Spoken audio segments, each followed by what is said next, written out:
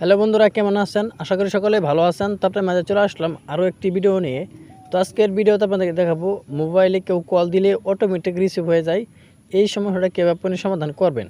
তো আমাদের অনেকের মোবাইলে দেখা যায় আমরা যখন কাউকে কেউ কল দেয়, কল দেওয়ার অবস্থা আমি কিন্তু সেই কলটা রিসিভ করি না।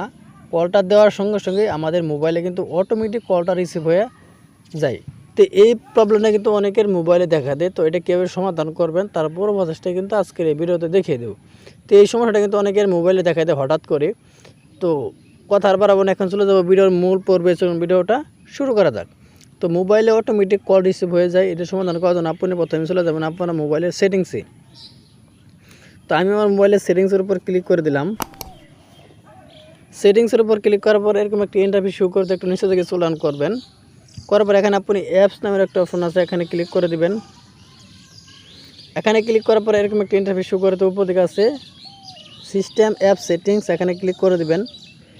এখানে ক্লিক করার পর এরকম একটা ইন্টারফেস আবারও শো করবে। তো এখানে আপনি দেখতে পাচ্ছেন কল সেটিংস নামের একটা অপশন আছে, এখানে আপনি ক্লিক করে দিবেন। কল সেটিংসের উপর ক্লিক করার পরে এরকম একটি ইন্টারফেস আবার শো করবে। তো এখানে আপনি দেখতে পাচ্ছেন অটো অ্যান্সার, এখানে আপনি এই অটো অ্যান্সারের উপর ক্লিক করে দিবেন।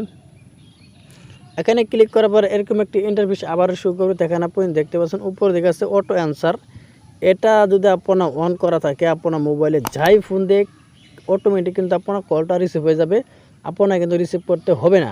তো এটা যাদের অন করা আছে, ওই যে উপরে একটু ভালো করে খেয়াল করেন, এখানে যাদের এই অপশনটাও অন করা আছে, এখন এটাকে বন্ধ করে দিন। আপনি বন্ধ করে দেখে দিচ্ছে বারবার যে এটা যাদের অন করা আছে এটা এখনই বন্ধ করে দিন। বন্ধ করে দিলেই দেখতে পাবেন আপনার এই সমস্যাটা একদমই চিরতরে সমাধান হয়ে গেছে। তো এই ছিল মূলত আজকের ভিডিও। আজকের ভিডিওর মনে ক্লিয়ারলি বুঝতে পারছেন। আজকের ভিডিওটা যদি ভালো লাগে অবশ্যই একটি লাইক করে দেবেন, আর প্লিজ চ্যানেলটি সাবস্ক্রাইব করে আমাদের সাথেই থাকবেন। তো সবাই ভালো থাকুন, সুস্থ থাকুন, আল্লাহ হাফেজ।